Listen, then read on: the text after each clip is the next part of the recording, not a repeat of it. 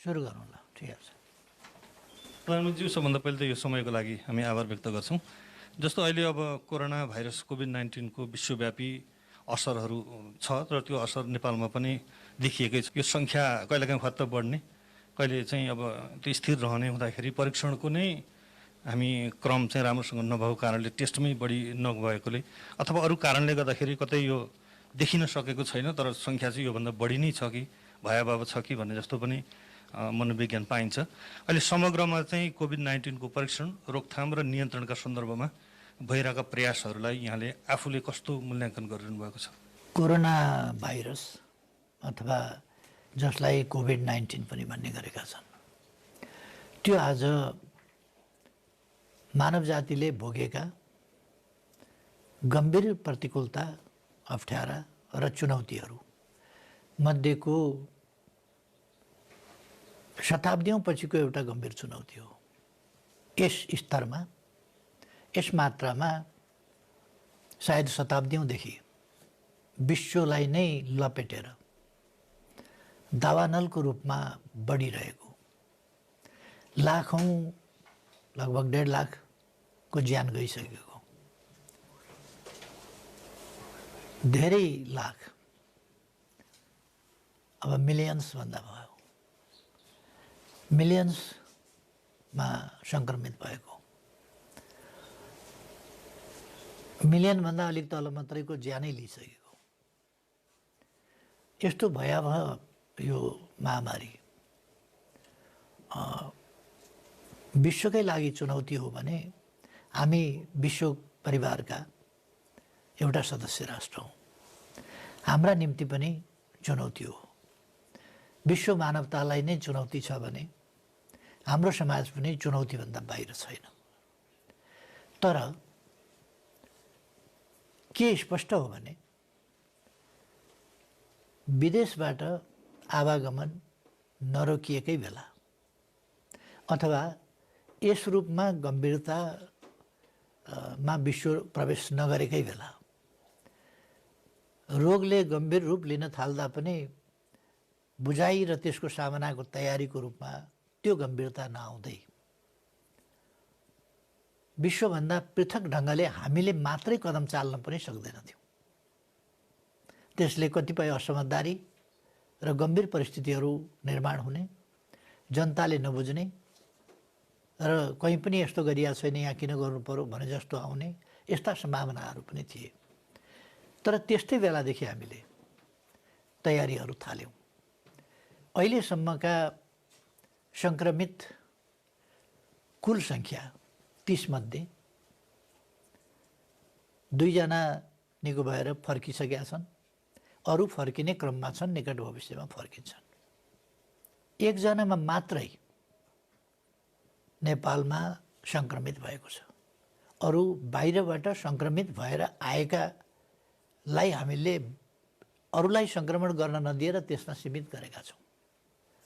हो, आशंका छ अन्यत्र सङ्क्रमित छ कि अझै केही त्यस्तो सङ्ख्या अथवा हाम्रै जनसङ्ख्यामा यहीँ आएर बाहिरबाट आयातित मात्रै होइन, यहीँ सङ्क्रमित गरेको सङ्ख्या पनि फेला पर्ने सम्भावना छ। किनभने कतिपय मान्छेहरू लुकेर बस्ने, हिजो मात्रै पनि फेला पर्यो लुकेर बसेका मानिसहरू र एकैपल्ट एकै ठाउँ बसेका मानिसहरू, लुकेर बसेका मानिसहरूमा 12 जनाको सङ्क्रमित अथवा पोजिटिभ पाइनु, त्यसले केही गम्भीर सङ्केतहरू गर्छ। यो त जनस्तरको चेतनाले पनि देखाएको छ। केही मान्छे विभिन्न कारण हुन सक्छन्, तर पर्याप्त सचेत नभएको देखिन्छ, त्यसै कारण त लुकेर बस्छन्।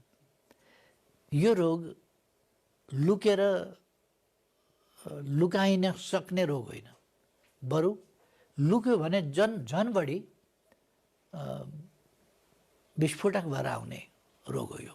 किन लुकेपछि अरू मान्छेहरूको सँगको सम्पर्क सम्बन्ध, सामाजिक दूरी पनि कायम नहुने, अनुशासन पनि त्यो पालना नहुने जस्ता कुराहरूले त्यसलाई सङ्क्रमणको रूपमा फैलिँदै जान र अरूलाई पनि लपेट्न सजिलो अनुकूल वातावरण प्रदान गर्छ। यस्ता कुराहरू हामीले देखेका छौँ। त्यसकारण केही देखिन सक्छ, अरू पनि सम्भावना त्यो छ, अहिले नकार्न सकिँदैन। तर अहिलेसम्म जति आएको छ बाहिरबाट आएको छ, हामी कहाँ जम्मा सङ्क्रमित 1 जना। विश्वमा यस्तो रेकर्ड अहिलेको समयमा भन्ने हो भने दुर्लभ नै भन्नुपर्छ। हाम्रोमा कसैले पनि यस रोगबाट ज्यान गुमाउनु परेको छैन र हाम्रो ध्यान कसैलाई पनि ज्यान गुमाउने स्थिति नबनोस्, राम्रो उपचार हामी प्रबन्ध गर्न सकौँ र हरेक जोस कसैलाई पनि चाहे बाहिरबाट सङ्क्रमित भएर आएका हुन् अथवा यहाँ आएर सङ्क्रमित भएको होस्, कसैले पनि जीवन गुमाउनु नपरोस्। त्यसका निम्ति हामी अहिलेसम्म सफल छौँ। दोस्रो, हामी सङ्क्रमणको सङ्ख्या बढ्न नपाओस्, सङ्क्रमित हुन नपाउन् मान्छेहरू भनेर हामीले लकडाउन जस्ता कुरा, सामाजिक दूरी अपनाउनु पर्ने जस्ता कुराहरू र अरू स्वास्थ्य सम्बन्धी सतर्कता, विश्व स्वास्थ्य सङ्गठनका निर्देशन, मापदण्ड, विभिन्न देशका अनुभव र हाम्रा आफ्नै पनि सिकाइहरू, अनुभवहरू, किन यो त हाम्रा पुर्खाले पनि सिकाएको कुरा होइन, पुर्खाले पनि देखाएको कुरा होइन, यो त एकदम नयाँ कुरा हो। त्यसकारण यसको तयारी, पूर्वाभास पनि कसैलाई थिएन। अचानक आयो र विश्वमा यसरी फैलियो यो भयावह स्थितिमा। त्यसकारण यसको जस्तो हामीले अरू कुराहरूमा प्राकृतिक विपत्तिहरूको प्रिपेयर्डनेस, त्यसको तयारी गर्न सक्छौँ, त्यसको सामना गर्ने कुराको तयारी गर्न सक्छौँ। हामीले गरि पनि राखेका छौँ। हावाहुरी गयो भने के गर्ने, आगलागी भयो भने के गर्ने, अचानक भयो भने के गर्ने, त्यस्ता कुराहरूको तयारी। यसको त कुनै तयारी थिएन, कसैले पनि गरेको थिएन, कसैले सोचेको पनि थिएन। त्यसकारण पहिलो बिरामी देखा पर्दा हामीले परीक्षणका लागि पनि हङकङ पठाउनु परेको थियो। दोस्रोदेखि मात्रै हामीले गर्न सक्यौँ। अथवा तयारी त कसैको पनि थिएन नि। तयारी थिएन भन्ने कुरा आज ठुला ठुला बलिया विकसित त्यस्ता राष्ट्रहरूमा जुन तबाही भइरहेको छ त्यस कुराले पनि देखिन्छ। त्यसभित्र अरू कारणहरू होला। प्रिपेयर्डनेसको कमी मात्रै होइन, देखा परेपछि त्यसलाई रोकथाम नियन्त्रण गर्ने कुराहरूमा यसलाई अर्थतन्त्रसँग जोडेर हेर्नु अथवा आइडियोलोजीसँग जोडेर हेर्नु अथवा देशका राजनीतिक प्रणालीहरूसँग जोडेर हेर्नु र आग्रहपूर्ण ढङ्गले व्यवहार गर्नु भनेको यो कोरोना जस्तो चिजको चाहिँ भेदभावपूर्ण, सचेत, योजनाबद्ध या विवेक चेतना प्रयोग गरेर आउने रोग होइन यो। त्यसकारण यसको जडधर्म हुन्छ, यसले छुट्याउँदैन, यसलाई आइडियोलोजीसँग मतलब छैन, प्रणालीसँग मतलब छैन, यसले समाजमा के असर पर्छ, यसलाई चाहिँ अलिकति जोगाउनुपर्छ कि यसलाई हेर्नुपर्छ कि भन्ने छैन। यसले एकमेष हो, यो एउटा डढेलो जस्तो हो जसले भेदभाव नगरिकन पोल्छ। यसले ठुला साना पनि भन्दैन, धनी गरिब पनि भन्दैन, ओहदाका पनि भन्दैन, अरूलाई पनि भन्दैन, आगोले कसैलाई पनि पोल्न छोड्दैन। हो त्यस्तै हो यो। त्यसकारण यस्ता कुराहरूको आधार हुनुपर्ने थिएन र बढी क्षति त्यसरी पनि भएको होला। विश्वले फरक ढङ्गले सोच्न, फरक ढङ्गको स्वास्थ्य प्रणाली र अरू प्रणालीहरूमा पनि विचार गर्नुपर्ने हुनसक्छ। मैले धेरै अगाडिको आफ्नो सम्बोधनमा पनि भनेको थिएँ, नयाँ विश्व प्रणालीको यसले माग गरेको देखिन्छ। अब यो कोरोनाको सामना गर्ने सन्दर्भमा पनि विश्व एकता, राष्ट्रका बिचमा राष्ट्रिय एकता चाहिन्थ्यो र हामी यस मामलामा काफी सतर्कता हाम्रो परिणामले पनि देखाएको छ। हामी सतर्क छौँ र हामी यसलाई नियन्त्रण, रोकथाम र उपचारका काममा सफलतापूर्वक अगाडि बढ्छौँ।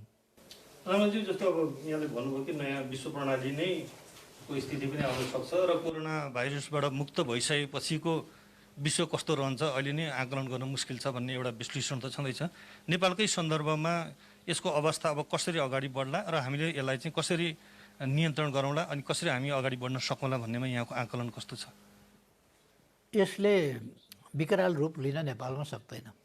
हामीले विकराल रूप लिन नदिनका लागि लकडाउन गरेका छौँ, सामाजिक दूरी अपनाउने कुरा गरेका छौँ, जनतामा स्वास्थ्य सम्बन्धी चेतना अभिवृद्धि गर्ने अभियान चलाएका छौँ र सीमा र प्रवेशद्वारहरू सबै प्रकारका इन्ट्री पोइन्ट्स प्रवेश बिन्दुहरू र सिमानाका प्रवेश बिन्दुहरू अथवा सिमानाको कुनै पनि ठाउँबाट प्रवेश गर्न नदिने नीति लिएका छौँ। त्यसो हुँदाखेरि सङ्क्रमित व्यक्तिहरू लुकीछिपी प्रवेश गर्ने कुरा यद्यपि छँदैछ। लुकीछिपी प्रवेश गर्ने कुरा पनि हामीले भरसक रोक्ने र त्यस्तो मान्छेहरूलाई नियन्त्रणमा लिने, क्वारेन्टाइनमा राख्ने, परीक्षण गर्ने र क्वारेन्टाइनको अवधि सिद्धिएपछि मात्रै घर जान दिने र त्यसमाथि पनि सतर्कता कायमै राख्नुपर्छ भन्ने कुराहरूमा सजग गराउने ती कामहरू हामीले गरेका छौँ। त्यसर्थ हामीले परीक्षणलाई तीव्रता दिएका छौँ। 77 जिल्लामा परीक्षणका साधन स्रोत, जनशक्ति, उपकरणहरू र सबै कुरा उपलब्ध गराएका छौँ, पुगेको छ अहिलेसम्ममा।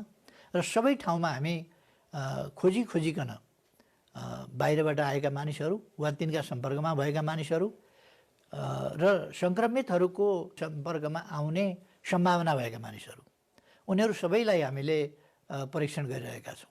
यो धेरै फैलिने सम्भावना छैन, यसले हामीलाई झुक्याउन सक्दैन। अर्को कुरा, हामीले अर्थतन्त्रमा नोक्सान पर्छ भनेर मान्छेको मानवीय मूल्य, महत्ता, जीवनको महत्त्व र मानिसलाई बचाउनु पर्ने कुरा, मानिस बच्यो भने न अर्थतन्त्र काम लाग्छ, मानिस बच्यो भने न सम्पन्नता काम लाग्छ। त्यसकारण मानवीय मूल्यलाई पहिलो महत्त्व, जीवन रक्षा पहिलो, त्यस कुरामा हामीले ध्यान दिएको हुनाले हामी अर्थतन्त्र त यसपल्ट अलिकति धक्का लाग्यो भने अर्को वर्ष उठाउन सक्छौँ। यसपल्ट मरेको मान्छे अर्को वर्ष जगाउन सक्दैनौँ।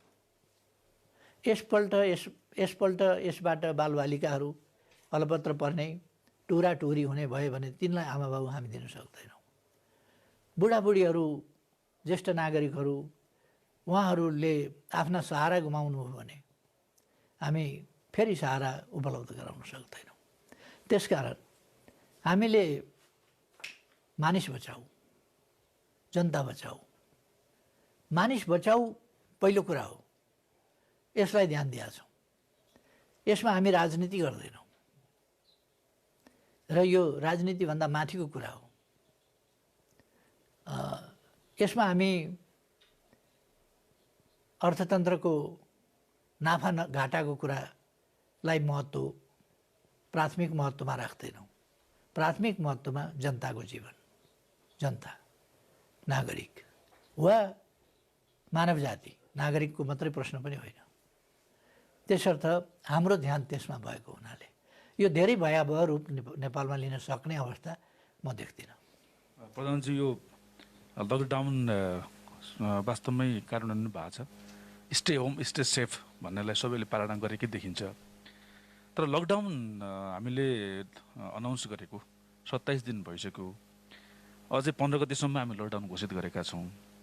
अब यो लकडाउन मात्रै यसको समाधान हो कि लकडाउन सँगसँगै अरू पनि केही विकल्पहरू अथवा चरणबद्ध रूपमा अरू केही विकल्प अथवा लकडाउनलाई पनि अलिक सहज ढङ्गले अझै खुकुलो पार्दै तर फेरि कमसेकम पनि फेरि अघि प्रधानजीले भने जस्तो जनताको जीवन रक्षाको निम्ति अरू कुनै माध्यमबाट जान सक्ने पनि केही छ कि के सोच्नु भएको छ यसमा? एउटा यहाँको प्रश्नमा के देखियो भने लकडाउन मात्रै उपाय हो कि भनेर, मैले अघि नै भने लकडाउन मात्रै हुँदै होइन। सीमा नियन्त्रण, प्रवेश बिन्दुबाट आवागमन त्यो पूर्ण रूपमा रोक्नु त्यो अर्को कुरा हो। सामाजिक दूरी कायम गर्नु, मास्क लगाउनु, हात नमिलाउनु, अङ्कमाल नगर्नु जस्ता कुराहरू पनि कायम राख्नु र सामाजिक दूरी कायम राख्नकै लागि एकबाट अर्कोमा सर्न नपाओस् भन्नकै लागि लकडाउन गरिएको हो। लकडाउन सरकारलाई चाहिएको कुरा होइन, जनताको जीवन रक्षाका लागि चाहिएको कुरा हो। लकडाउन रहरको विषय होइन। लकडाउनमा असुविधा मात्रै होइन। आज तपाईँले हेर्नुभयो भने खाल्टो खनेका छन्, बाकसहरू चाङ लगाएर राखिराखेका छन्, अलिअलि माटोले पुर्दै गएका छन्, त्यसभित्र मान्छेहरू पुरिँदै गएका छन्। त्यो स्थिति छ। हामीले 15 दिन सामाजिक दूरी कायम गरेर लकडाउन मेन्टेन गरेर बाँच्नु र फेरि सामान्य सहज सामाजिक जीवन चलाउनु राम्रो कि खाल्टाहरू लामा ठुला खाल्टाहरू खनेर अनि बाकसहरू पाँच्दै गएर अनि पुर्दै जाने त्यो कहर, त्यो क्रन्दन, त्यो रुवावासी, त्यसले पैदा गर्ने आतंक, त्यसले पैदा गर्ने मानसिक प्रभाव, त्यसले सिर्जना गर्ने दुष्प्रभाव, डिप्रेसन, आत्महत्या जस्ता कुराहरू अथवा डिप्रेसनका समस्या त्यस्ता हुन सक्छन् जब आतंक समाजमा छाउँछ। त्यसै कारण हामीले त्यो मात्रै होइन नि, क्वारेन्टाइन धेरै ठाउँमा धेरै क्वारेन्टाइन, मैले त्यो सङ्ख्यामा अहिले गइरहनु आवश्यक छैन। सबैलाई थाहा छ, प्रसारण गरिराखेको छ, भनिराखेको छ, स्वास्थ्य मन्त्रालयको प्रवक्ताले डेली ब्रिफिङ गरिराखेको छ। त्यसकारण हामी एउटै मात्रै लकडाउनमा मात्रै भर परेका छैनौँ। यसलाई कुनै राजनीतिको मसला बनाउन मिल्दैन। जनतालाई दुःख दियो सरकारले भनेर भन्न मिल्दैन। यो जनता जोगाउनका लागि हामीले केही दिन, यो यहाँ मात्रै होइन, विश्व स्तरमा कहाँ भएको छैन। अहिले तपाईँले अमेरिकाको हेर्नुभयो भने कतिवटा स्टेटमा सोझै लकडाउन छ। जहाँ लकडाउन छ त्यहाँ कम क्षति छ, जहाँ लकडाउन छैन त्यहाँ सबभन्दा बढी बर्बादी चाहिँ त्यहाँ छ। त्यस कारण यसलाई इगोको विषय, यसलाई मैले भने कुनै आइडियोलोजीको विषय, कुनै राजनीतिक प्रणालीको विषय, अथवा यसलाई अर्थतन्त्रमा क्षति पुग्ने भयो त्यसकारण मानिसको जेसुकै होस् अर्थतन्त्र चाहिँ खस्किनु हुँदैन। मानिस जेसुकै होस् हाम्रो आर्थिक सुप्रिमेसी, मान्छे नरहेपछि आर्थिक सुप्रिमेसी खस्किन्छ। त्यसकारण म यस मामलामा नेपालको सन्दर्भमा मात्रै होइन, विश्व समुदायलाई आग्रह गर्न चाहन्छु। यस सम्बन्धमा संयुक्त राष्ट्रसङ्घका महासचिव गुटरेजले गर्नुभएको अपिललाई जोरदार समर्थन गर्न चाहन्छु। त्यसै गरेर अब मे 5 मा यो असंलग्न आन्दोलनले आफ्नो एउटा मुभ चाल्न लागिरहेको छ, त्यसलाई म समर्थन जनाउन चाहन्छु। विश्व एकजुट भएर यसको सामना गर्नुपर्दछ र सामर्थ्य आदिको पनि यति बेला पारस्परिक सहयोगको, जससँग जुन सामर्थ्य छ, सामग्री छ, उपकरण छ, नलेज छ, एक्सपिरियन्स छ, अनुभव छ, त्यो कुरालाई पनि हामीले वितरण गर्नुपर्दछ अथवा त्यसको पनि सेयर गर्नुपर्दछ र यस साझा शत्रुका विरुद्ध हामी लड्नुपर्दछ। हाम्रो आजको भावना त्यो हुनुपर्दछ। त्यसर्थ लकडाउन एउटा अनिवार्य कुरा हो। यसलाई खुकुलो मात्रै पार्ने होइन नि, यसको त अन्त्य नै गर्ने हो। यो लकडाउन सुरु गरिएको अन्त्य गर्नका लागि हो। तर पहिले हामी कोरोना अन्त्य गर्ने कुराको सुनिश्चितता गर्छौँ, अनि अरू कुराहरू अन्त्य गर्छौँ। कोरोना नियन्त्रण गर्ने, रोकथाम गर्ने र त्यसलाई निर्मूल पार्ने कुराको पहिलो प्रत्याभूति, पहिलो ग्यारेन्टी त्यो कुराको चाहियो। त्यो सँगसँगै हामीले खुकुलो गर्ने, कडाई गर्ने, अन्त्य गर्ने, यी सबै कुरा चाहिँ त्योसँग निर्भर छन्। कोरोना नआएको भएदेखि लकडाउन पर्नै थिएन।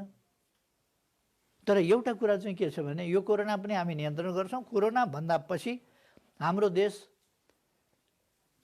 स्वास्थ्य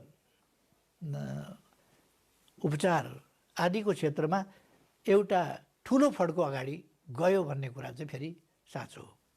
किन यस्ता पिसिआर जस्ता टेस्टहरू हामी हरेक जिल्लामा पुर्याउँछौँ। स्वास्थ्य जनशक्ति हरेक जिल्लामा पुर्याएका छौँ। हरेक जिल्लामा हस्पिटलहरू अहिले हामीले भेन्टिलेटर सहितका हस्पिटल, बेड, आइसियु, सिसियु जस्ता कुरा हरेक जिल्लामा हरेक हस्पिटलहरूमा हामी गर्दैछौँ। भनेपछि यसले त इम्प्रुभ ठुलो फड्का स्वास्थ्य क्षेत्रमा गर्छ। अहिले हामी यो कोरोनासँग लड्ने बेलामा यसैमा केन्द्रित हुन जरुरी छ। मैले यो यसै बिचमा पिपी खरिद लगायत स्वास्थ्य सामग्री खरिदको सन्दर्भमा केही विवादहरू र कतिपयको दृष्टिकोणमा त त्यहाँ अनियमितता भयो भन्ने प्रश्नहरू पनि आए। हुन त स्वास्थ्य मन्त्रालयले आफैले पनि त्यसमा कारबाही गरेको अवस्था छ। यो यस्तो अनियमितताको सन्दर्भ आइरहँदा यसलाई कसरी लिनु भएको छ, यस र सँगसँगै औषधिहरूको व्यवस्थापनको पार्टमा, किन त्योसँग जोडिएको हुनाले कसरी बुझ्नु भएको छ, के गर्दै हुनुहुन्छ यसमा अलिक बुझ्न चाहेको। कतिवटा होटलमा तपाईँ पस्नुभयो भने त्यहाँ एउटा धुन बजिराखेको हुन्छ।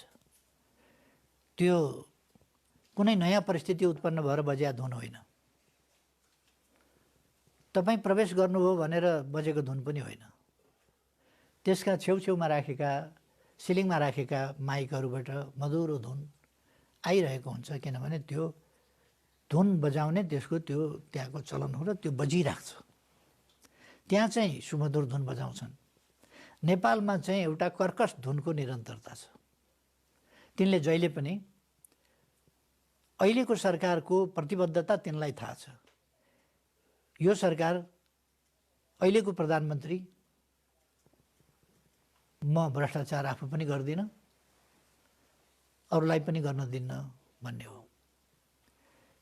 र अहिले त सञ्चार माध्यमहरूमा पनि आइसकेछ, कताबाट आयो थाहा छैन मलाई। जब आइसक्यो भने मैले पनि भन्दा हुन्छ। मसँग जुन घर घडेरी जुन थियो, त्यो घर घडेरी पनि 2-4 वर्ष अगाडि नै हामी श्रीमान श्रीमती बाँचिन्जेलसम्म त्यसमा निःशुल्क भाडा नतिरिकन बस्न पाउने, हाम्रो सेखपछि त्यो ट्रस्टको हुने, सरकारको हुने, त्यसका हिसाबले हामीले त्यो जमिन पास गरिदिएर दान गरिसकेका छौँ। आफूले, मेरो श्रीमतीले त 33 वर्ष राष्ट्र ब्याङ्कमा जागिर खाएर घर जग्गा साप्टी आदि इत्यादि सबै प्रयोग गरेर त्यो घर बनाएको। 33 वर्ष जागिर खाएर दुःख गरेर बनाएको घर पनि दान गरिसकेका छ जसले। हामीसँग कुनै सम्पत्ति छैन। मेरो श्रीमतीको पेन्सन हो, मेरो संसदबाट आउने, सरकारबाट आउने स्यालेरी हो, त्यो बाहेक अरू सम्पत्ति छैन। त्यस्तो स्थितिमा र त्यो मेरो नकली कमिटमेन्ट, बाहिर एक खालको, भित्र अर्को खालको, दिउँसो माछा खानु हुँदैन भनेर प्रवचन दिने, बेलुका किताबका खानु हुँदैन भन्ने, खोलाका त खान भइहाल्छ नि भन्ने, त्यो नीतिको होइन। त्यसकारण मेरो प्रतिबद्धता पनि थाहा छ र मुख्य कुरा मेरो प्रतिबद्धतामाथि भर गर्ने हो, निर्भर हुने हो। र मेरो सरकारको प्रतिबद्धता पनि थाहा छ। तपाईँले सुनिराख्नु भएको छ, यो ललिता निवास अहिले म प्रधानमन्त्री भएपछि व्यक्तिहरूले आफ्नो बनाएको हो र? अहिले त यो त छानबिन गरिएको हो नि।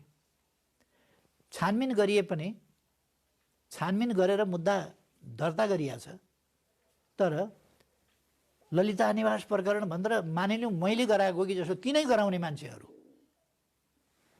कराइरहेका छन्। वाइड बडी भनेर तिनीहरू कराउँछन्। वाइड बडी मेरो समयमा मैले गराएको हो र? हिजो जसले वाइड बडी गराए, म कुनै अहिले आरोप लाउन चाहन्न, छानबिनले बताउला। तर जसले वाइड बडीको कारोबार गरे,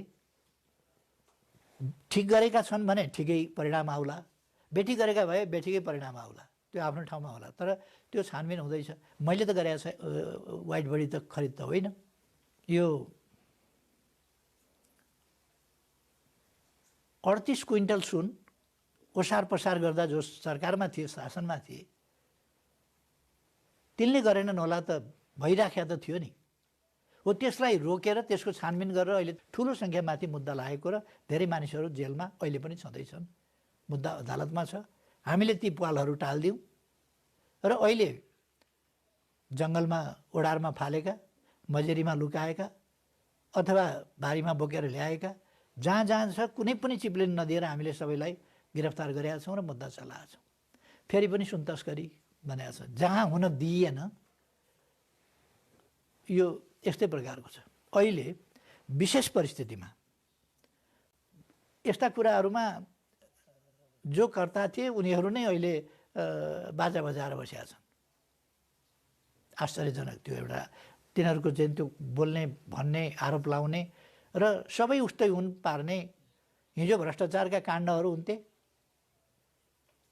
लामो लामो समयदेखि अपराध कर्महरू 22-24 जना मान्छेहरूलाई जिउँदै लगेर भट्टामा पोल्नेहरू सांसद र मन्त्री भएर बसेका थिए। तिनमाथि छानबिन हुने, कारबाही हुने स्थिति बनेपछि शासन सुव्यवस्था भएन, भ्रष्टाचार नियन्त्रण भएन। यस पृष्ठभूमिमा भ्रष्टाचार नियन्त्रण भयो कि भएन, शासन सुव्यवस्था भयो कि भएन, यत्रो अस्थिरता फैलाउन खोज्दा पनि समाजमा शान्ति सुव्यवस्था भयो कि भएन। यति शान्तिपूर्ण परिस्थिति अहिले यो कोरोना भएपछि मात्रैको कुरा होइन, त्योभन्दा अगाडि शान्तिपूर्ण परिस्थिति नेपालमा कहिल्यै यसभन्दा अगाडि थियो कि थिएन? 9 महिने सरकार छोडेर। अब यस विशेष परिस्थितिमा यो विशेष परिस्थिति यति बेला सामान्य खरिद प्रक्रियाले हुँदैन। किन छिटो सामान आएन भन्ने, टेन्डरको लामो प्रक्रियाबाट जाँदा छिटो सामान आउँदैन। कहिले सम्झौताबाट जानुपर्छ, कहिले G2Gबाट जानुपर्छ, कहिले B2Bबाट जानुपर्ने हुन्छ, कहिले केबाट जानुपर्ने हुन्छ। त्यसकारण यसको अथोरिटी कोसँग छ भन्दा यो मन्त्री परिषदमा आउँदैन। त्यो मन्त्रालयको विभागको प्रमुखले खरिद गर्न सक्दछ र एक तहमाथिलाई जानकारी दिन सक्छ, भएको त्यही हो। सामान्यतया मैले यस्तो परिस्थितिमा कसैले अनियमितता पनि गर्छ भन्ने कल्पना गर्दिनँ। कोरोना भाइरसबाट यस्तो देश चाहिँ नै आक्रान्त भएको बेला कसैले अनियमितता गर्छ भन्ने कुरा गर्न सक्दिनँ। तर प्रचार गर्नेहरूले मलाई जोडेर, मेरो नाम जोडेर थुप्रै खालका प्रचार गरे। त्यसकारण मैले अघि भनेको थिएँ, कहीँ कहीँ केही धुनहरू लगातार बजाउने चलन हुन्छ। नेपालमा केहीहरू लगातार धुन बजाएर बसेका छन्। धुन कर्कश धुन, त्यस धुनको नाम चाहिँ हो कर्कश। त्यो कर्कश धुन बजाएर बस्नेहरूको हल्लाको पछाडि नलाग्न, अनियमितता भएको छ भने कारबाहीबाट कोही पनि छुट्दैन। तर जेमा पनि अनियमितता भन्ने कतिले के भन्छन्, मुख नभएको मान्छे हुन्छ र भनेर। मुख छ भन्दैमा जे पनि त्यही खाँदैन मान्छेले भन्ने तिनले थाहा पाए हुन्थ्यो। पेट नभएको मान्छे हुन्छ र भन्छन्। पेट मान्छेको हुन्छ, तर पेट छ भन्दैमा जे पनि खाने त्यस्तो मानव जातिले गर्दैन। त्यो कुरा तिनले थाहा पाए हुन्थ्यो। र यस देशमा भ्रष्टाचार नगर्ने, अनैतिक बाटो नहिँड्ने र साँच्चै देश बनाउने सङ्कल्प बोकेका मान्छेहरू पनि हुन्छन् र छन् भन्ने कुरा तिनले यसो बुझे पनि हुन्थ्यो। यी हल्लाहरू यो अभियानमा भ्रम सिर्जना गर्ने, जनता बर्गल्याउने, अल्मल्याउने र यस कोरोना विरुद्धको अभियानलाई पनि असफल पारेर मान्छे मरुन् केही छैन, तर सरकारलाई असफल देखाउन पाइयोस् भन्ने अत्यन्त अनुपयुक्त खालको त्यस्तो मनसायबाट उत्पन्न भएका प्रवृत्ति र अभिव्यक्तिहरू हुने। छानबिन गरेर दोषी भए कारबाही गरिन्छ, कोही उम्किन पाउँदैन। तर जेमा पनि काम गर्न नदिने, हतोत्साहित गर्ने, त्यस प्रकारका कुराहरू। अब म चाहिँ त जिन्दगीभरि यस्ता कुराहरूको सामना गरेर आएको हुनाले यस्ता कुराहरूले मलाई सतर्क बनाउँछ, मलाई अझ दृढ सङ्कल्पित बनाउँछ र मलाई कमजोर पार्न सक्दैन। प्रमुख प्रतिपक्षले पनि यो कोरोना नियन्त्रणमा अलिकति भूमिका खोजे जस्तो देखिया छ भने कतै चाहिँ यो उच्चस्तरीय संयन्त्रको पनि कुरा उठ्यो विगत केही दिनमा। तर यहाँ आफैले पनि अब त्यो संयन्त्र चाहिँदैन, सरकारभित्रैका संयन्त्रहरूले राम्रोसँग काम गरिरहेछन् भन्नुभयो। यो बिचमा चाहिँ यसलाई के हो तपाईँको धारणा चाहिँ? विश्वका कुनै देशमा सरकारलाई मार्गदर्शन गर्ने, सरकारभन्दा माथि बसेर उच्चस्तरीय संयन्त्र बनाएर त्यस मार्फत सरकार गाइड गर्ने त्यस्तो कुनै पनि प्रकारको सरकार भएका ठाउँमा कहीँ संसारमा बनेको छ मैले पढ्दाखेरि त देखेको छैन, मैले गुगल सर्च गर्दा पनि भेट्दिनँ, अन्त पनि देख्दिनँ म, कहीँ पनि छैन। सरकार बनेपछि त्यो सरकारको कर्तव्य हो। दोस्रो कुरा, नेपालमा 2/3 सरकार छ, म्यान्डेट प्राप्त सरकार छ र यसले आफ्नो कर्तव्य निर्बाध पालना गर्दछ। तेस्रो कुरा, सरकारले सबै राजनीतिक दलहरू, सङ्घ संस्थाहरू, नागरिक समाज, सबै एनजिओज, आइएनजिओज अथवा जति प्रकारका संस्था छन् ती सबै र व्यक्तिहरू र आम जनतासँग सहकार्य गर्नुपर्दछ, कुरा सुन्नुपर्दछ, राय सुझाव लिनुपर्दछ र राम्रा राय सुझावहरूलाई त्यसलाई सरकारी निर्णयको रूपमा रूपान्तरण गरेर ती सुझावहरूलाई ग्रहण गरेर जानुपर्दछ। नेपाल सरकारले राजनीतिक दलहरूसँग कहिले बैठक गरेका छ, कहिले परामर्श गरेका छ र राजनीतिक दलहरूले नेपाल सरकारका नीतिहरू र कामहरूलाई समर्थन गरेका छन्, प्रशंसा गरेका छन् र साथ सहयोग दिएका छन्। एकाध व्यक्तिहरूका व्यक्तिगत सरकारका आदेश मान्दिन जस्ता खालका अभिव्यक्ति, दम्भपूर्ण अभिव्यक्ति अथवा अराजकतातर्फका अभिव्यक्ति ती बेग्लै कुरा हुन्, ती अपवादका कुरा हुन् र उच्च स्तरीय संयन्त्रमा नागरिक समाज भनेको को? उच्च स्तरीय संयन्त्र बनाउने हो भने मेरो अध्यक्षतामा सम्पूर्ण नागरिक भएको उच्च स्तरीय संयन्त्र होइन भने ककसलाई छोड्नुपर्ने र ककसलाई चाहिँ नै राख्नुपर्ने।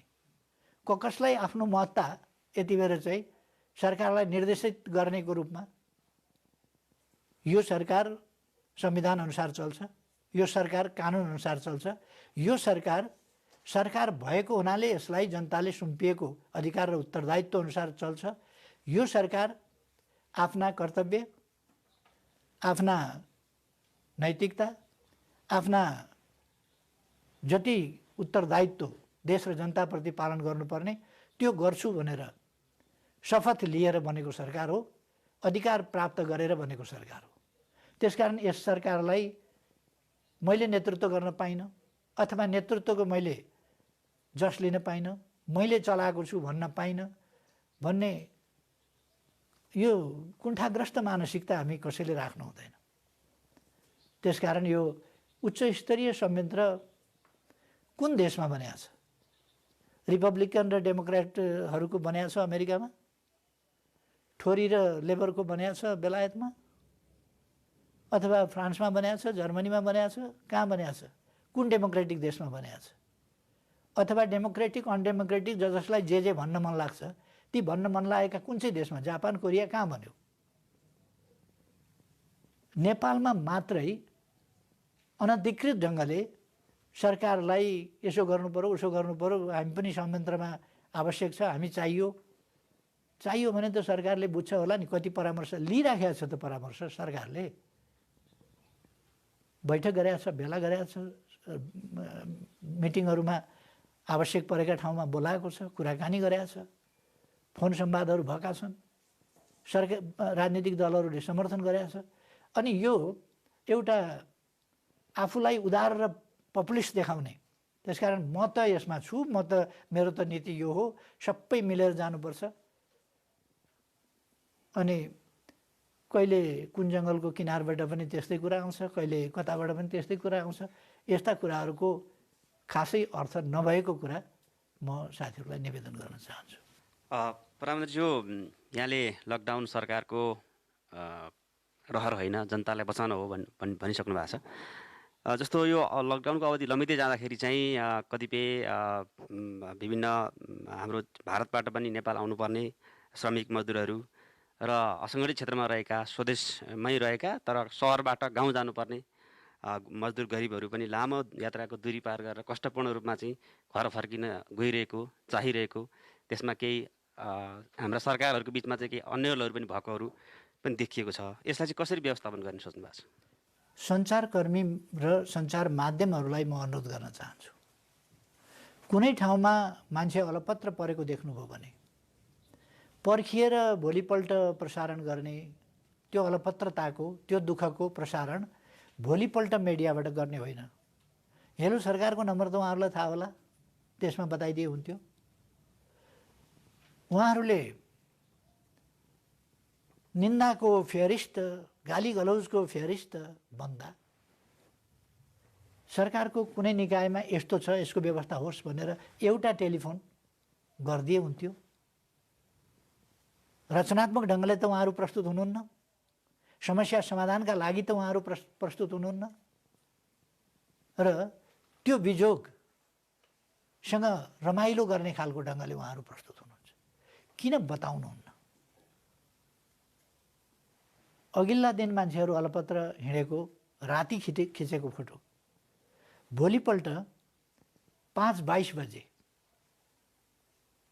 अपलोड गरियो। अघिल्ला दिन राति खिचेको फोटो, अघिल्ला दिन बेलुका खिचेको फोटो, भिडियो फोटो भोलिपल्ट 5:22 मा अपलोड गरियो। त्यति बेलासम्म त्यसको व्यवस्था जनताले दुःख पाउनु पर्ने थिएन, व्यवस्थापन भइसक्थ्यो, तर सरकारलाई थाहा भएन। त्यस्तो स्थितिमा मेरो आग्रह छ, अनुरोध छ, सरकारलाई जानकारी गराउनुहोस् न। सिसिएमसीमा 20 जना मानिसहरू 24 घण्टा स्ट्यान्ड बाई छन् टेलिफोन लिएर। नेपाल टेलिभिजनले बरु एउटा निश्चित समय लिइदिनुहोस्, यति बेला अथवा बिहान एकपल्ट बेलुका एकपल्ट लिइदिनुहोस् कि यति बेला चाहिँ हामी तपाईँहरूका कुरा सुन्छौँ, समस्याहरू सुन्छौँ र समाधानका लागि पहल गर्छौँ। त्यो कुरा रिपोर्ट आएपछि त्यो रिपोर्ट टेलिभिजनले लिन किन पर्यो भन्दाखेरि मान्छेहरूले त्यो हेर्छन्। हेर्ने भएको हुनाले त्यसबाट, नत्र भने टेलिफोन नम्बर उनीहरूले कसरी थाहा पाउने भन्दा टेलिभिजन चाहिने रहेछ। टेलिभिजनबाट बिहान एकपल्ट सुनिदिनुहोस्, लामो कुरा नगर्नुहोस्, के समस्या हो ठ्याक्क सुन्नुहोस्, टेलिफोन नम्बर लिनुहोस्। मान्छेहरू सडकमा देखिन्छन्। सरकारले थाहा पाउने बित्तिकै सडकमा मान्छे देखिँदैन, किनभने त्यसको व्यवस्था सरकारले तत्काल गर्छ। जहाँ पुगेको थाहा पाइयो त्यहीँ भोकाएका होलान् भनेर खाना बनाएर खुवाएर तिनको व्यवस्थापन जे गर्नुपर्ने सरकारले गरेको छ, उपयुक्त व्यवस्थापन गरेको छ। धादिङबाट मान्छे निस्किन्छन् र आफ्नो जिल्लातिर जान्छन्, बिचमा प्रकट हुन्छन् मान्छे। एउटा पत्रकार चाहिँ त्यहाँ कसरी पुगिसक्छ, त्यहाँको प्रहरीलाई थाहा छैन, त्यहाँको सिडिओलाई थाहा छैन, तर मान्छे हुर्र निस्किएर गन्तव्यतिर लाग्दा पत्रकारलाई चाहिँ थाहा हुन्छ र काठमाडौँबाट क्यामेरा बोकिवरिकन पुग्या हुन्छ उहाँ। कसरी? रहस्यपूर्ण छैन र? त्यहाँको सिडिओलाई सोद्धाखेरि थाहा छैन त्यो कुरा, त्यहाँको प्रहरीलाई थाहा छैन, किनभने मान्छे झुरुप्प जम्मा भए फुर्र निस्किएर हिँडे। जब सरकारले थाहा पाउँछ त्यति बेला तिनको व्यवस्थापन गरेको छ। यदि औपचारिक अनौपचारिक क्षेत्रका मान्छे, रोजगारी गुमाएका मान्छे कोही पनि छन् भने सरकारको जानकारीमा आउने बित्तिकै तिनको प्रबन्ध सरकारले गर्छ। सरकारले यसको प्रबन्धमा कुनै कमी राख्दैन। त्यसकारण सरकारको जानकारीमा नल्याउने र प्रचारको माध्यम बनाउने, सरकार विरोधको एउटा अस्त्र बनाउने, यो अस्त्र बनाएर खेलेर हिँड्ने विषय होइन, मानवीय संवेदनशीलताको विषय हो। र त्यही उद्देश्यबाट हो भने सरकारलाई जानकारी गराइदिन म सबैलाई आग्रह गर्न चाहन्छु। सरकारले यसको उचित प्रबन्ध तत्काल गर्छ, खाने बस्ने प्रबन्ध गर्छ। अब यो सामान्य अवस्था त होइन, त्यसकारण आवागमन उत्तिकै भइरहने कुरा, असुविधामा पर्दै नपर्नुपर्ने अथवा पर्दै नपर्ने जस्तो खालको स्थिति अलिक सम्भव छैन। त्यसर्थ म के भन्न चाहन्छु सरकारको तर्फबाट भने जनताका समस्याहरू यथोचित ढङ्गले, लकडाउन त हुन्छ नै, तर जनताका समस्याहरू हेरेर ती समस्या समाधान गर्न सधैँ सरकार तत्पर हुन्छ। पहिलो कुरा मैले बिमारीको सन्दर्भमा, कोरोनाको सन्दर्भमा पनि भनेको छु, जनताको जीवन रक्षा पहिलो कुरा हो। त्यसकारण जनताको जीवन रक्षा रोगले होस् वा भोकले होस्। अहिले रोगले मर्न त बेग्लै कुरा, भोकैले मरिने भयो भन्ने त्यस्तो स्थिति होइन, किन सरकारले मर्न दिँदैन। अहिले राहत बाँडिएको छ, कति पर्नेले पाएका छन्, कति नपाउनु पर्नेले, तर पनि राहत बाँडिएको छ र लगभग 76-80 करोडको राहत हामीले बाँडिसकेका छौँ। त्यसकारण अनि त्यो राहत बाँडेको चाहिँ के गरे त हामीले? नाटक मञ्चन गरे हो र? त्यो यथार्थमा गरिएको कुरा हो। त्यसर्थ नेपालमा आपूर्ति व्यवस्था पनि ठिक छ। हामी काम दिन तयार छौँ। अहिले पनि समूहमा एउटा ग्रुपमा बसेर एउटा अरूसँग इन्टरेक्सन आउने जाने नगरिकन त्यसरी बसेर यदि अलपत्र परेका छन् भने त्यो कमाउने ठाउँ पनि रोजगारीको अवसर पनि दिन्छौँ र त्यो अनुसारको स्यालेरी पनि दिन्छौँ। त्यस्तो गर्न नसकेकालाई खाने बस्ने प्रबन्ध गर्छौँ, उपचारको प्रबन्ध गर्छौँ। त्यसकारण सरकारले त्यो गर्छ। प्रधानमन्त्रीज्यू, भर्खरै हजुरले भने जस्तै लकडाउन र आपूर्तिका दुईटा कुरा आए। अब अचानक जुन सङ्क्रमणको दर बढ्यो हिजो अस्ति केही दिनमा, त्यसले लकडाउनलाई अझै कडा गर्नुपर्ने स्थिति पनि छ भने मान्छेहरू जुन सुरुमा आकलन गरेका थिए अब यो लकडाउन केही हप्ता जाला भनेर, जुन खाद्यान्न रासन पानीको व्यवस्था अब त्यो पनि सकिने क्रमतिर छ कतिपय परिवारमा। म्हणजे यस्तो अवस्थामा अब आपूर्ति व्यवस्था पनि मिलाउनु पर्ने, लकडाउन पनि टाइट गर्नुपर्ने छ भनेपछि सरकारले चाहिँ त्यो आपूर्ति व्यवस्थालाई चाहिँ कसरी म्यानेज गर्ला? अब आपूर्ति व्यवस्थाका लागि विभिन्न ठाउँमा हामीले खरिद केन्द्रहरू त्यस्ताहरू तयार गर्छौँ र यसबिचमा हामीले मूल्य वृद्धि हुन दिएका छैनौँ। हामीले इन्डक्सन चुलोतिर बढी प्रेरित गर्न खोजेका छौँ, विद्युततिर। त्यसले एक त काठमाडौँको जनसङ्ख्यामध्ये बाहिर मानिसहरूले 12 लाख मानिस गए भने पनि सरकारी आँकडामा त्यो सङ्ख्या अलिक पुग्दैन। त्योभन्दा अलिक कम सङ्ख्यामा मान्छे बाहिर गएको देखिन्छ। तर पनि 6-7 लाखभन्दा बढी मान्छेहरू चाहिँ उपत्यकाभन्दा बाहिर गएका छन्। यसबिचमा अनौपचारिक ढङ्गले पनि 1000-1200 जसो मान्छेहरू बाहिर गएका छन् र ग्यासको खपत स्वाभाविक रूपमा घटेको छ र ग्यासको खपत घटेपछि सिलिन्डरहरू खाली नहुने र सिलिन्डरमा ग्यास भर्ने स्थिति नहुने भएको हुनाले ग्यासको स्टक रहने अनि ट्याङ्करहरूले पर्खिनुपर्ने, किनभने स्टोरमा राख्ने ठाउँै छैन। त्यसो भएपछि स्टोरले डिपोहरूमा पुर्याउनै सक्दैन, किनभने त्यहाँ खाली नै छैन। ग्यास फिल गर्ने, रिफिल गर्ने ठाउँहरू तिनीहरूमा गर्न सक्दैन। त्यसो भएको हुनाले ग्यासका कतिपय ट्याङ्करहरू चाहिँ वेटमा हुनुपर्ने खालको स्थिति छ। त्यो आपूर्तिमा कमी छैन। सब्जी, दाल, चामल आदिको आपूर्तिमा कमी छैन र अहिले लेकाली भेगमा जहाँ अलिक अप्ठ्यारो हुने हो त्यहाँ पनि गहुँ, जौ वा र आलुहरूको यति बेला नै बाली फसल उठाइन्छ। त्यसकारण ती ठाउँहरूमा पनि अहिले चाहिँ अनिकालको स्थिति अथवा खाद्यान्न नभएको स्थिति होइन। कहीँ अब 3-4 महिनालाई मात्रै पुग्ने गरी उत्पादन हुन्छ भने पनि यति बेला चाहिँ उठाउने समय भएको हुनाले 3-4 महिनालाई त त्यो भर्खर उठाएको बाली त छँदैछ। त्यसकारण त्यस्तो अप्ठ्यारो छैन। हामीले सबै जिल्लाहरूमा स्टक लगेर राखेका छौँ। यस देशमा हुने खानेको सरकार होइन, सबै जनताको, सबै नेपालीको सरकार छ। त्यसकारण गरिब, निमुखा, अशक्त सबैको, मजदुरको, किसानको, श्रमजीवीको सबैको सरकार भएको हुनाले आधारभूत बाँच्ने स्थिति हामीले किन जनता आवास कार्यक्रम चलाएका छौँ, किन बस्तीहरूलाई सुरक्षित ठाउँमा ल्याउने भनेका छौँ, किन फुसको छाना भएका ठाउँमा टिनको छाना दिने भनेका छौँ, किन भूकम्प जाँदाखेरि पुनर्निर्माणको कामलाई गतिका साथ अगाडि बढाएर आवास उपलब्ध गरायौँ। त यो सबै कुरा यसभन्दा अगाडि थियो र? यसभन्दा अगाडि त थिएन। कसैको घर आगलागी भयो भने, कसैको घर भत्कियो भने सरकारले हेर्थ्यो। कोही गरिब भएर घर छैन भने सरकारले हेर्थ्यो। यही सरकार आएर सुरु गरे होइन? त्यसकारण यो सरकारले सुरु गरेका कामहरूलाई, राम्रा कामहरूलाई, महत्त्वपूर्ण कामहरूलाई र लोक कल्याणकारी राज्यका अवधारणा अनुसारका कामहरूलाई, जनताप्रति उत्तरदायी कामहरूलाई ओझेलमा पार्ने, तिनको महत्ता घटाउने जस्ता प्रयासहरू अन्तर्गत हल्ला गर्नुको कुनै अर्थ छैन भन्ने मेरो चाहिँ आग्रह हो। प्रधानमन्त्रीज्यू, विदेशमा रहेका नेपालीहरूको प्रति अलपत्र नहुन् भन्ने हिसाबमा यहाँले भारत लगायतका देशका समकक्षीहरूसँग टेलिफोन वार्ता पनि गर्नुभएको छ। मध्यपूर्व खाडी क्षेत्रमा रहेका नेपाली, रोजगारीमा रहेका नेपालीहरू, अन्य धेरै देशमा रहेका विद्यार्थीहरू अब अलपत्र पर्दैनन् भन्ने परिस्थिति निर्माण भएको छ कि छैन, यहाँलाई के अनुभव छ वार्ताको क्रममा? र नेपाल भारत सीमामा अलपत्र परेका नेपालीहरू स्वदेश आफ्नो देशमा जान पाइएन भन्ने गुनासो पनि छ। केही वैकल्पिक व्यवस्था हुँदैछ कि सरकारको तर्फबाट? भारत सरकारले हाम्रा 2186 जना मानिसहरूलाई खाने बस्ने प्रबन्ध गरेका थियो।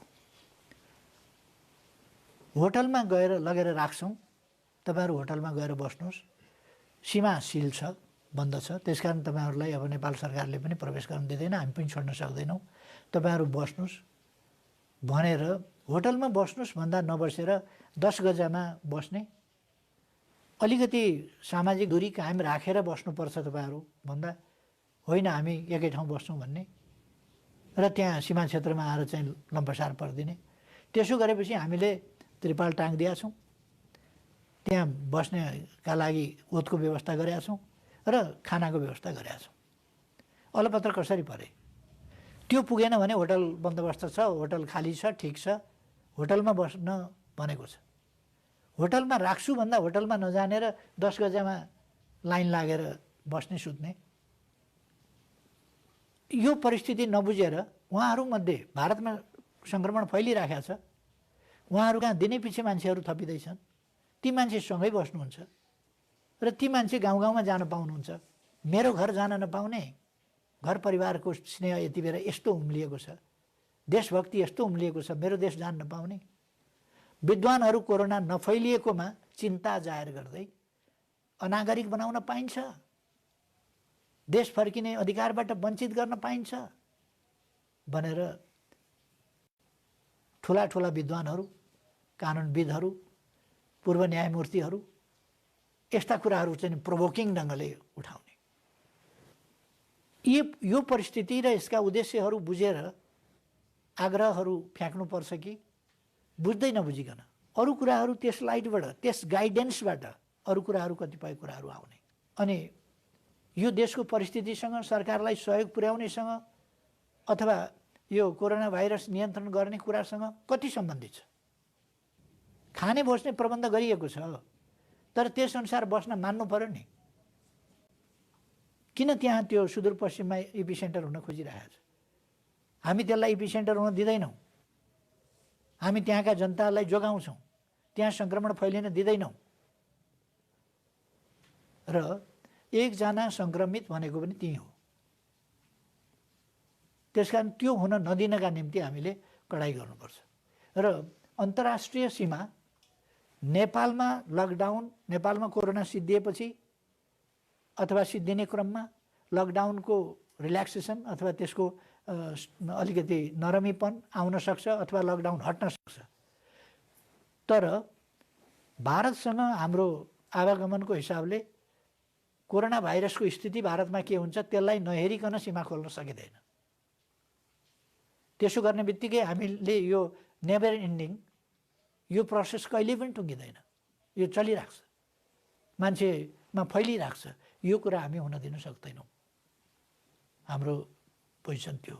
अब अर्को कुरा के भने अन्तर्राष्ट्रिय उडानहरू, अन्तर्राष्ट्रिय आवागमन आदि कुराहरू विश्वमा जबसम्म यो कोरोना हामीले देख्यौँ नि, अलिकति आवागमन आदिलाई विश्वले समयमै रोकेको भए विश्वव्यापी रूपमा यो फैलिन सक्ने थिएन। तर केही हुँदैन, आवागमन चालु राख्नुपर्छ। आवागमनको हक भन्दा भन्दै अवस्था यो पुग्यो। आवागमनको हक हो नि मान्छेको, त्यो हक यति बेला संविधान पल्टाएर बस्ने, संविधान बुझ्छ कोरोनाले, त्यसले पढेको पनि छैन, त्यसले पढ्दा पनि पढ्दैन, भनेको पनि सुन्दैन। अनि तपाईँले संविधान पल्टाएर के गर्नुहुन्छ? कोरोना नियन्त्रण गर्ने विधि अपनाउनुपर्छ। कानुन पल्टाएर के गर्नुहुन्छ? यति बेला नियन्त्रण गर्ने विधि अपनाउनुपर्छ। प्रधानमन्त्रीज्यू, समग्र कोभिड-19बाट चाहिँ बाहिर निस्कनको निम्ति पब्लिकलाई केही, जनतालाई कसैलाई केही अपिल गर्न चाहनुहुन्छ कि?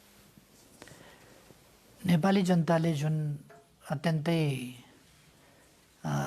ठुलो समझदारी देखाउनु भएको छ, परिस्थितिलाई बुझ्नु भएको छ र सरकारसँग एकताबद्ध ढङ्गले काँधमा काँध मिलाएर सुदृढ समर्थन गरेर साथ सहयोग सरकारलाई गरेर कोभिड-19 का विरुद्धको, यो कोरोना भाइरस विरुद्धको लडाइँमा हरेकले सिपाहीको भूमिका खेलेर अगाडि बढ्नुभएको छ। यसका निम्ति म सम्पूर्ण नेपाली दाजुभाइ दिदीबहिनीहरूलाई हार्दिक धन्यवाद भन्न चाहन्छु। हामीपट्टि सद्भाव राख्ने, सहानुभूति राख्ने, सहयोगी भावना राख्ने र हाम्रा नागरिकहरूलाई आफ्नै नागरिक सरहको व्यवहार उपलब्ध गराउँछु भनेर आश्वस्त पार्ने, त्यसको प्रत्याभूत गर्ने विभिन्न राष्ट्रका सरकार प्रमुखहरू, राष्ट्र प्रमुखहरू, उहाँहरूलाई पनि म हार्दिक धन्यवाद भन्न चाहन्छु। ती देशहरूप्रति कृतज्ञता जाहेर गर्न चाहन्छु र म आम दाजुभाइ दिदी बहिनीहरूप्रति अत्यन्तै कृतज्ञताका साथ आभार व्यक्त गर्दछु। साथीहरूलाई धेरै धेरै धन्यवाद।